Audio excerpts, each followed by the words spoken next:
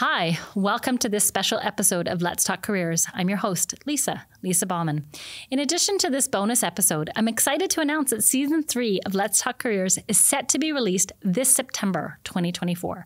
We're currently recording the episodes, and wow, the conversations are fascinating. We are exploring industries we have yet to dive into, and guest stories keep getting more interesting. Make sure you are subscribed to us on YouTube and follow us on Spotify to get notified when new episodes are being released. Please enjoy this special episode of Let's Talk Careers with Andrew Coppolino.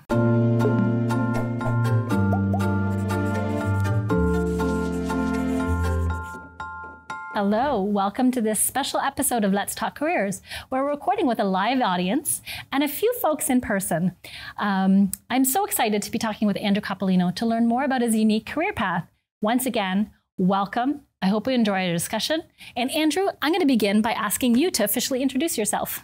Well, my name is Andrew. That's Andrew Coppolino. And I guess I would say that I'm a food writer rather than a journalist. I didn't take journalism formally.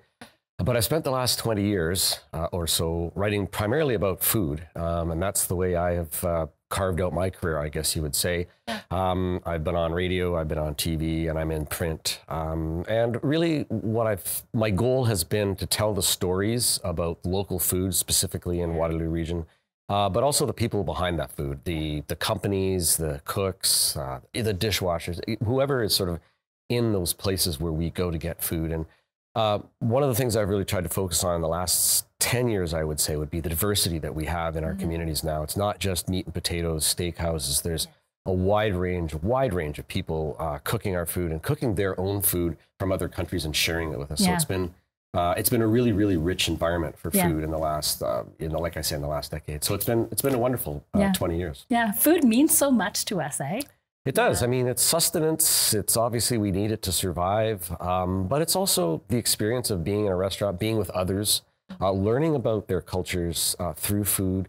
So it's everything as far as I'm concerned. I mean, really, you can get by on an old pair of shoes and you don't have to replace your coat maybe every year or whatever, but you always want to be, eating food and being with people that are eating food and sharing that experience. Yeah, definitely. So let's begin.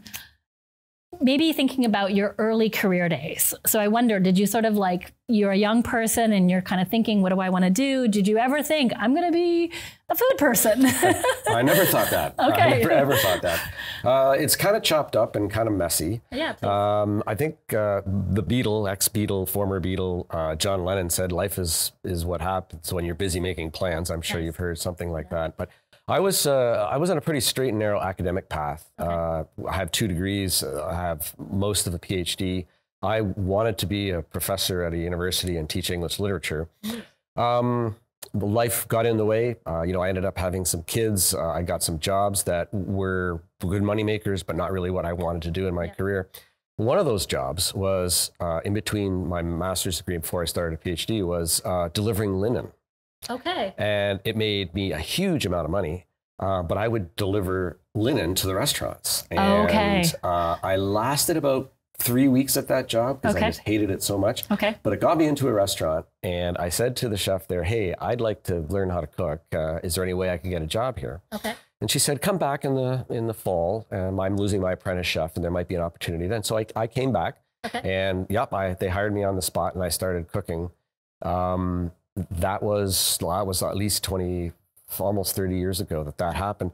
I did that for a couple of years. It's very, very hard work. It's a lot of hard work in a kitchen. And I had 2 young children. Right. It just wasn't the right family decision for us. My wife had a job that included travel. Okay. So we needed someone who could be a little bit more at home rather than 50 or 60 hours at a restaurant. Right. So I threw my hat in the ring to be the restaurant reviewer for the Waterloo Region Record. Okay. And I got that job primarily based because I had some decent communication skills. I could write, and I had some cooking experience. Yeah. And I had then started a freelance career that I didn't really know that's what it was, but that's what it was. Let's slow down just a little bit. I want to go back just to, the first degree, right? You're a university student, maybe you had some part-time jobs. tell me a little bit about what did you said you did an undergrad degree. What did you do your undergrad degree in? I was in English literature right here at the University of Waterloo. I spent 4 years, I guess, working on that degree, and I started a master's degree. So it was straight up academic. I had plans on. Did you go from one right to the other one? Yeah, from master's from BA to MA right away.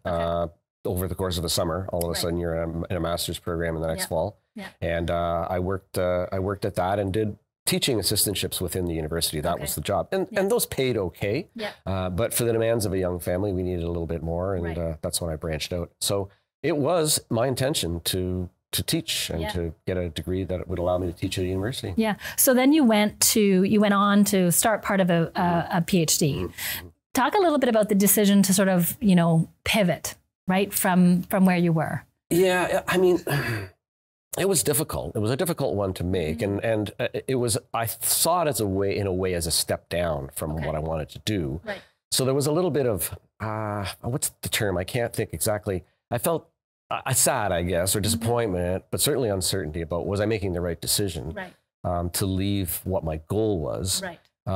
But I think in the end, it turned out to be the best thing that I ever did. And that's kind of accidental, like I say. I became this just quite by accident. Yeah, actually. And I don't know if you knew this or not, but there's actually a career theory that suggests that decisions are actually more happenstance than you think they are. I wouldn't doubt it. Right? That you actually just sort of stumble into these things, right? So, maybe that whole, like you talked about, that whole 3-week experience of delivering linens to restaurants really sort of became a bit of a pivotal moment for you, right? Oh, it was. I mean, I realized that this was something, I don't know how sustainable it was either. I wasn't young at the time. I was I was a graduate student, so I wasn't like a 19 or 20-year-old that was, that was schlepping tons of linen around. I thought, how long can I possibly do this? It's a physical demanding job, just like cooking. Yeah. That was probably a moment when I said, I think I need to make a change. And I didn't really know at that time what the change would be. And I had no idea that I would, just because I started to work in the kitchen, that was almost like a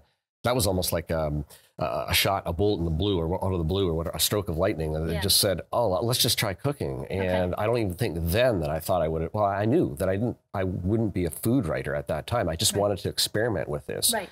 And it was a second experiment, or it was an experiment on an experiment that actually turned out pretty good. Yeah. And the next thing you know, I started a freelance career with my own little mini business, writing about anything. So I had food was one component, but I might write about the chrome piping on buses and transportation units. I might write about aluminum siding for a local marketing company. That's the way I did that's the way I made my money. And I slowly winnowed it down to just writing about food. And that took probably 5 years or so before I did that exclusively. Yeah. So as you made the decision to move into, from the cooking experience into writing, again, do you sort of feel like you're like, okay, I'm super intentional, I'm going to create a freelance business? Or was it, again, like experience after experience that kind of built towards, hey, okay, guess what? I'm a freelance writer. I think what I did was pursued what really, really interested me.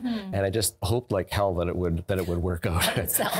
I don't think there wasn't a lot of intention on my part. I wouldn't call myself a very good business person. I didn't have a strategy. I didn't have a plan so much as this is what I really, really want to do. And I'm going to work hard at it. Right.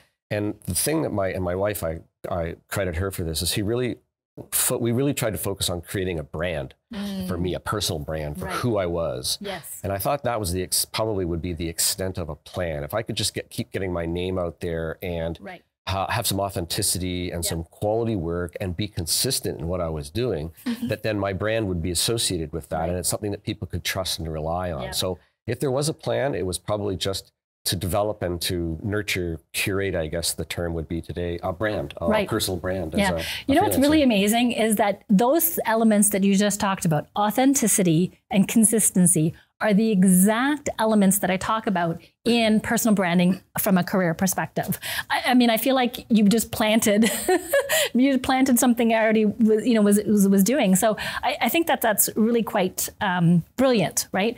And people kind of underestimate the need for branding yourself and demonstrating, look, I'm a reliable person. You asked me to do something, I can do it. I'm going to bring this all forward, right? In building that brand. Absolutely. I've taught at a couple of culinary schools, including here at Conestoga, and in the communications end of things. I didn't teach cooking, but young students, they're sort of unmolded, unsure where they're really going. They're testing out, like, every student is basically what they want to do. Yeah. And I said to them, one of the first things I really think you should think about, from my own experience, was start to develop a brand of who you are. Mm-hmm. Do you want to focus on a specific kind of cooking or a specific kind of culinary studies? But start to develop a brand of who you are, so that when you go to look for a job, when you go to talk to someone about your career, you can paint a picture of who you are. So you can say, I am this kind of a person. Yeah. I work well in a team. I can get along with a number of different personalities. Or I'm a more individual sort of loner. I like to work in the pastry kitchen and stick to myself, Yeah. But understanding what that is and who you are is part of your brand. And I think it really helps you focus where you want to go, the direction you want to go. And I said to myself, and this was over 5 years, 6 years, I wanted to be authentic, like I mentioned. I wanted to get things out there consistently. And I wanted to make sure that people could trust me, that every time I did something, that it was going to be on this brand. Yeah. And so there was no questions about, is this someone I should get involved with? Yeah. I think it made it easier for people to connect and engage with me, and for me to connect and engage with them. Yeah, I really like also how you talked about how it took 5 years to develop that, right? People sort of, we have an immediate need to kind of do this, but sometimes it's just that consistent hard work, keeping going. During those sort of initial sort of 5 years as you're establishing, would you say that there was any like massive challenges that you had to go through, or on the flip side, some things that you were super proud of? Well, there were lots of things that I was proud of, but I think that came from that idea of brand, and I was certain that was developing and was evolving.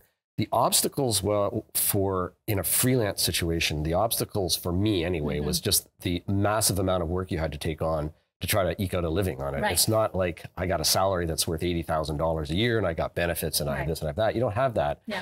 The way I sort of saw it was that every time I handed in something, every time I filed a story or I did a radio broadcast or whatever it might have been, I kind of figured I was,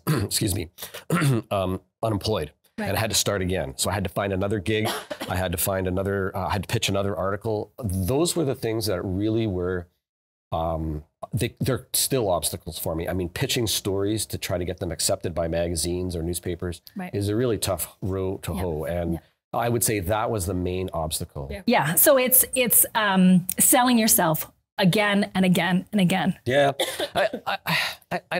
I never really thought of myself as selling myself. I didn't want to be mercenary and commercial about it, although it's kind of, I guess, an oxymoron that I'm trying to make a living as a freelancer, but I don't want to sell myself. I wanted to connect with the community in a meaningful way that would help their business, that would help the community's understanding of their businesses. So for me, it was really sitting down, talking with them and saying, what are the stories you want to tell about who you are? Right.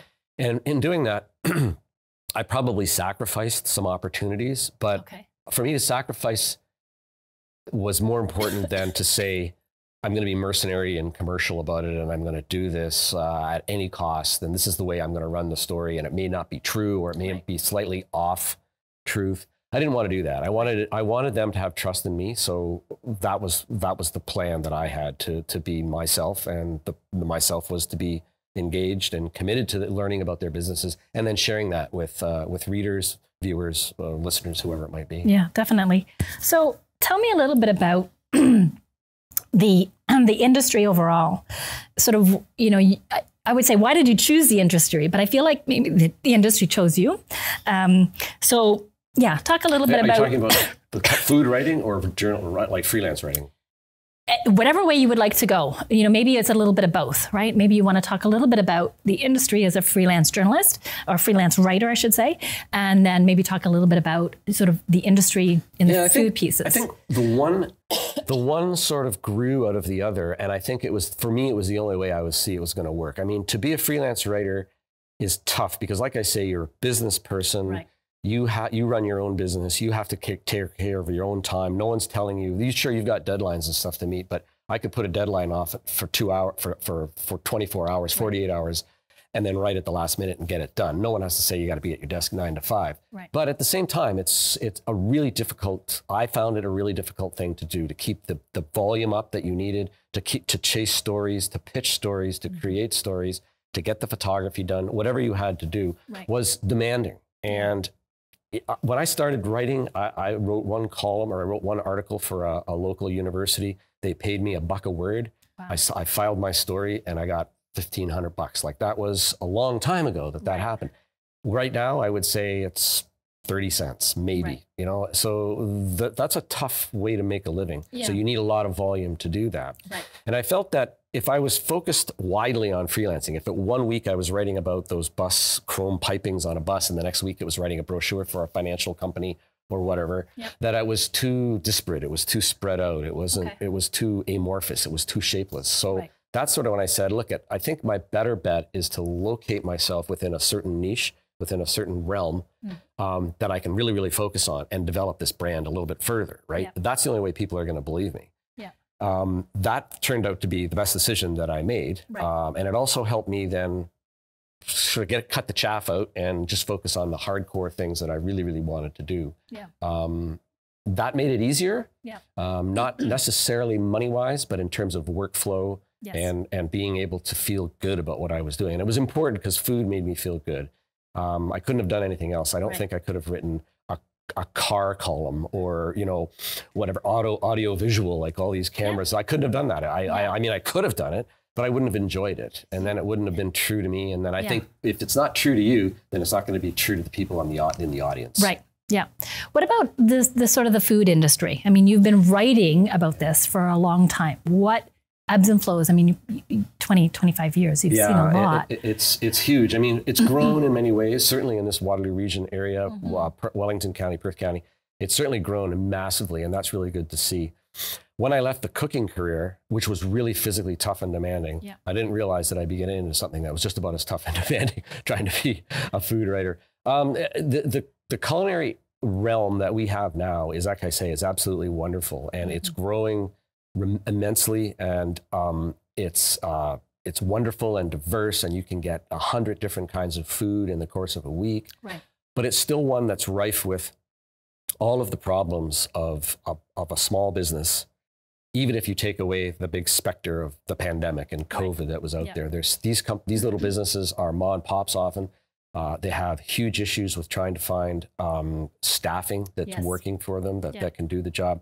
They're finding it difficult with supply lines, difficult with costs. For all the people listening today, we all like to go to restaurants, but there becomes a point when you say, wow, that meal is going to cost me and my partner $100. I can't do that. And I have to scale back on my spending. So there's all these immense little problems, or a number of little problems that add up in this industry. And they really struggle with it, and they still do. And we haven't recovered from COVID. It's not the same, and I don't think it's going to be the same.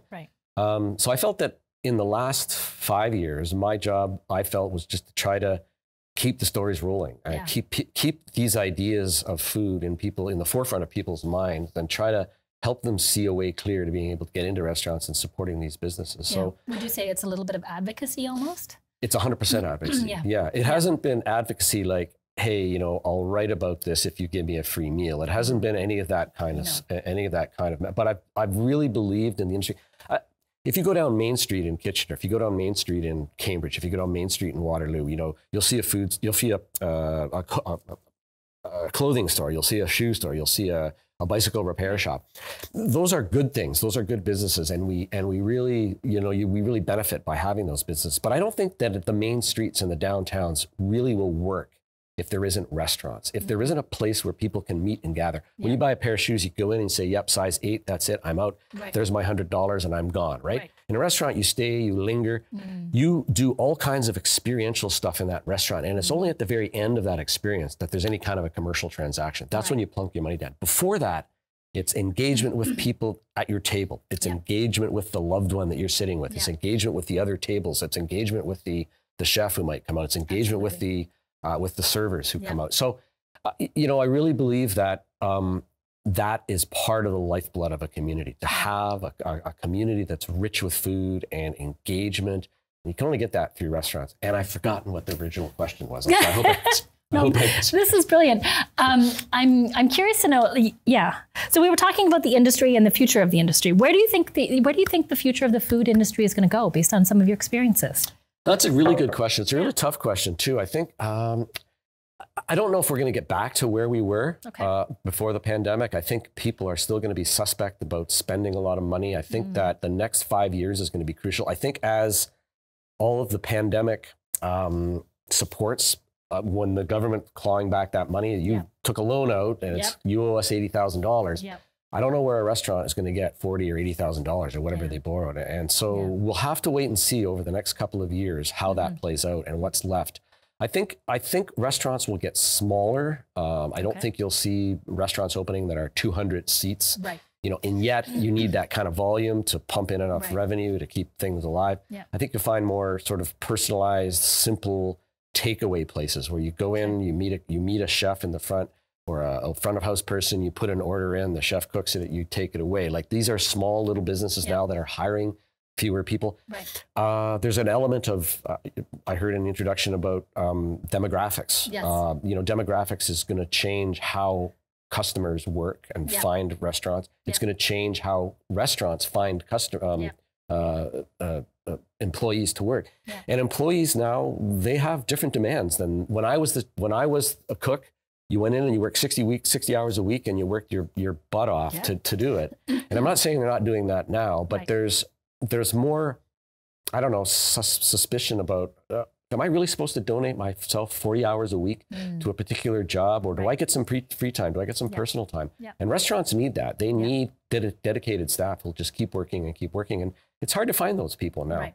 I think costs aren't going to go down. I think, you know, supply lines are going to stay expensive. They'll straighten themselves out. There'll be lots of supply, but you know, the corn flour or the pork or turkey that you were using in your restaurant, it's not going down in price, and that's going to be a cost. So I think you're going to find restaurant prices get higher and higher, and restaurants will be struggling to try to bring the prices down to make it affordable, so you can go in to have a $26 steak rather than a $36 steak. Definitely. And I think all of this is very unsettled now. I don't believe that we're out of the pandemic, except for the actual serious stuff, but the ramifications economically, and I think sociologically. I think there's still people that are uneasy with being around crowds of people. I was at an event last night, and people were packed together, and you know, you sort of think, does this really feel right? You know, like our thinking has changed since the pandemic, and I think that we'll see how that plays out in the next couple of years. Yeah, definitely. What about the big thing, AI? What about AI? It's going to touch every industry in some way. Right? Well, I mean, certainly it'll touch the writing industry. Because right now I can say, give me a 500-word restaurant review of, you know, steak tartare, blah, blah, blah, and it'll churn stuff out, and there's no doubt about it. I think that's, I would be afraid of that if I was a little bit younger in my career. So what I would want to do if I was a freelance writer coming on the market with AI sort of looming, I would certainly want to know a little bit more about it than I do at my age. I would want to have a little bit of coding experience. I'd want to know, how do I handle it? How can I work with it? How can I create through this? And how am I going to protect myself in terms of copyright and the ability to share my work and get paid for it?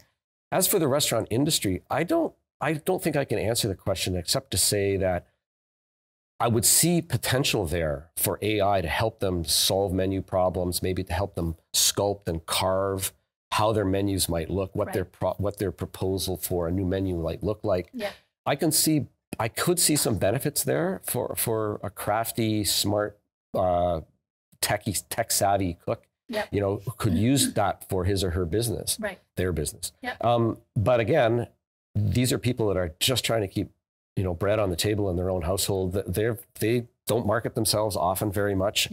They're just trying to get the job done 40, 50, 60 hours a week and keep the wolves from the door. So AI is, I think, interesting potentially for a freelance writer early in their career. And I could see that you'd have to watch how it plays out and protect yourself. As for the restaurants, like I said, I could see there being some benefits there. I think if someone a little bit more tech savvy than I could see a way of making it work for them and create possibilities and perhaps business. Yeah, for sure. I think you're making a transition in the next little while. I've made the transition. Yeah, tell me more about that. Well, We have a son who married a lovely young lady from Montreal, the Isle of Montreal. They got married a few years ago. They just gave us a grandkid. Beautiful. Just about 2 years old. Nice. And they live in the Ottawa Valley area, just about 20 minutes northeast of Ottawa. Yep.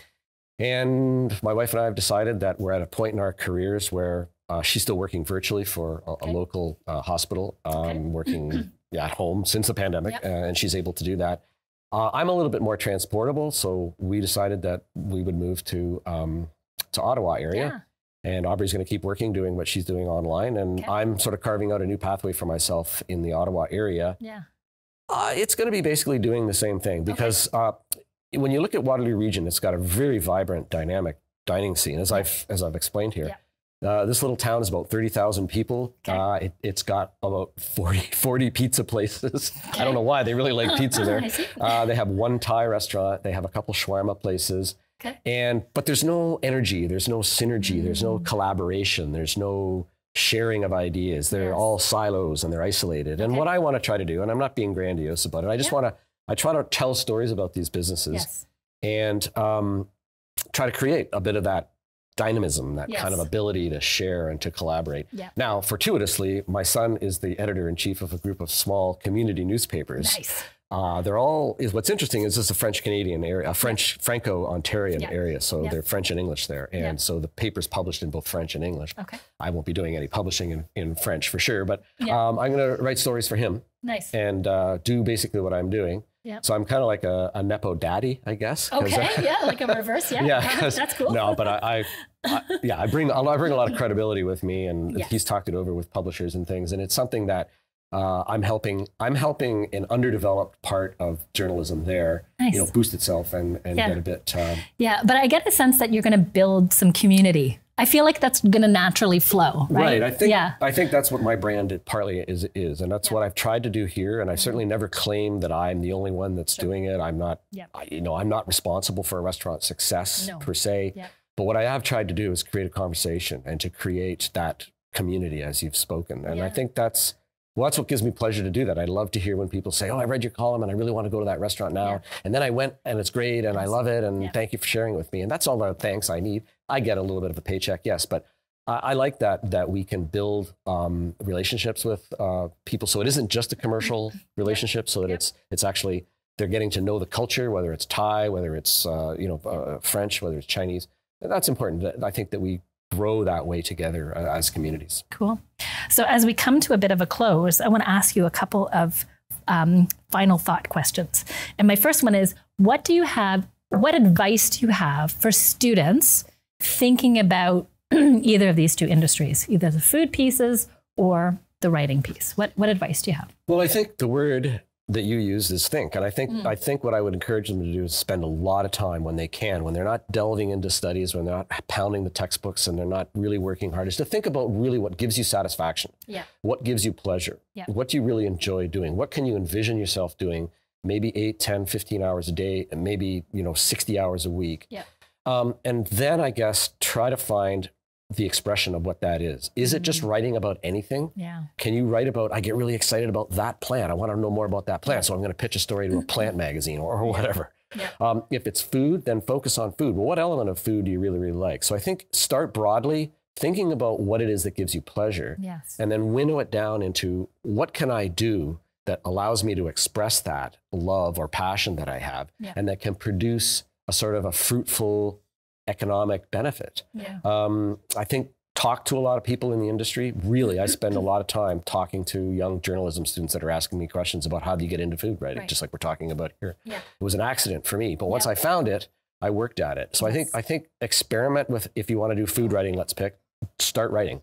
There's nothing wrong with keeping a diary of your thoughts about food, because I think for freelancers and for food freelancers, developing a voice of who you are, of what you want to say, that you can share with people is really, really important. And it doesn't you're not naturally born with a voice. Yes, you can talk, obviously, but you want to have a voice that is an expression of who you are. And you need to do that by doing it. So write, and write again. And obviously with computer technology and AI and all the rest of it, it's probably really easy to do that now than it ever has. But spend time doing it on a regular basis and refine who you are.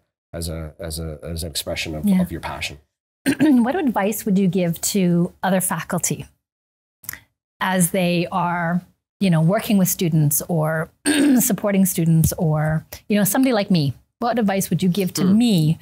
That's a good question. I guess my response would be, as a former student in many, many years, that there's many ways up Everest, like there's not one pathway to doing this. Yes. That is, there's a curriculum that they're all working from. Checkbox, checkbox, checkbox. I got all these things. Here's my final paper. Yeah. The prof hands it back. You got an A, you got a C, or whatever it is. I think that there's probably different ways of achieving that success. So I would say for faculty that really encourage students to look off the beaten path for ways of getting this done. Yeah. I mean, cooks get out of cooking school and they end up having wonderful careers in test kitchens for magazines or for other businesses, food operations. So I think I would say that what faculty could really do well would be to show what those possible different pathways are. I'm not saying you don't do it, but really focus and make sure that that's part of what the young students understand, that I don't have to just check all these boxes and then magically I'm going to get a job out of it. There's got to be alternate pathways. Yeah. And if maybe those are explored and shared with people, like for instance, it's silly to say, but the linen delivery business got me into this business. Yeah. And that was a completely off the beaten path kind of, there's no way that could ever happen again. 100%. It probably won't, but there'll be other little niches that you could find yourself in. And if you twig on the right moment, you can capitalize and say, yeah, now I can do this, and I can be a food writer, or I can be a different kind of freelancer. It becomes a spark, right? Yeah, exactly. It becomes the spark. Don't be shy, be bold. Yeah, yeah. Any final thoughts? Yeah, no, I think it's great. I mean, the idea of talk about things is really, really important. And I think as we become more looking around how many people are on their phones and on computers and in front of screens, that the idea of just human communication is really something that really needs to be emphasized, vitally important, and engaging and energizing, and just so important. Wow, what a great conversation. Thank you for listening to this episode of Let's Talk Careers. If you liked this episode and want to hear more, follow us on Spotify and subscribe on YouTube. See you in the next one.